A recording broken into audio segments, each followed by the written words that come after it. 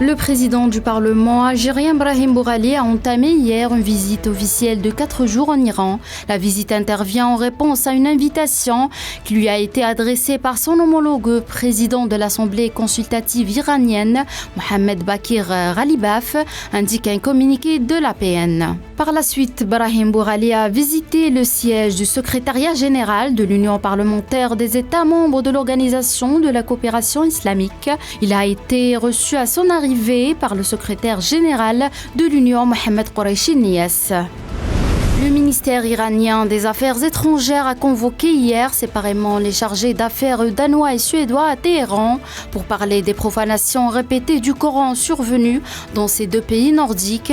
Lors des réunions, le ministère iranien a fermement condamné la récurrence des insultes grossières ayant visé le Coran, soulignant que l'Iran tenait les gouvernements suédois et danois pour pleinement responsables des actes commis contre le livre sacré de l'islam. En Russie, ce matin, l'armée russe a annoncé dans un communiqué qu'une tentative de mener une attaque ukrainienne par 2 drones de type avion a été déjouée et détruite par les forces de défense aérienne au-dessus du territoire du district d'Istra, dans la région de Moscou. Bernardo Arévalo a été élu président du Guatemala dimanche.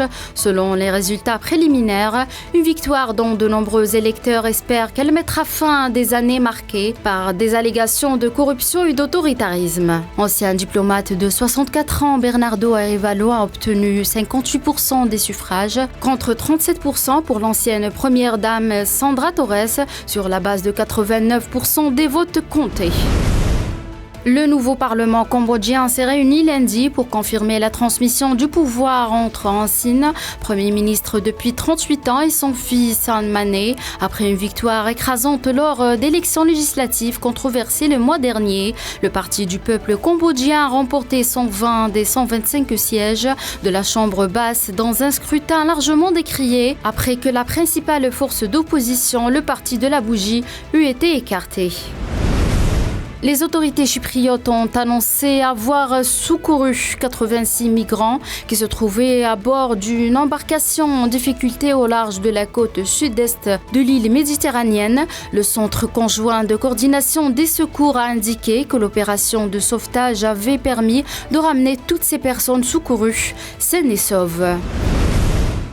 La tempête tropicale Hilary a provoqué d'importantes inondations dimanche dans la région de Los Angeles après avoir entraîné la mort d'une personne lors de son passage en Basse-Californie au Mexique. Le comté de San Bernardino a ordonné l'évacuation de villes dans les montagnes et les vallées. Dans le comté de Ventura, la plus surpeuplée au nord-ouest de Los Angeles, le National Weather Service a mis en garde contre des inondations potentiellement mortelles. Le président américain Joe Biden a ordonné aux agences fédérales de déplacer du personnel et des fournitures dans la région après que les autorités locales se soient préparées pendant des jours.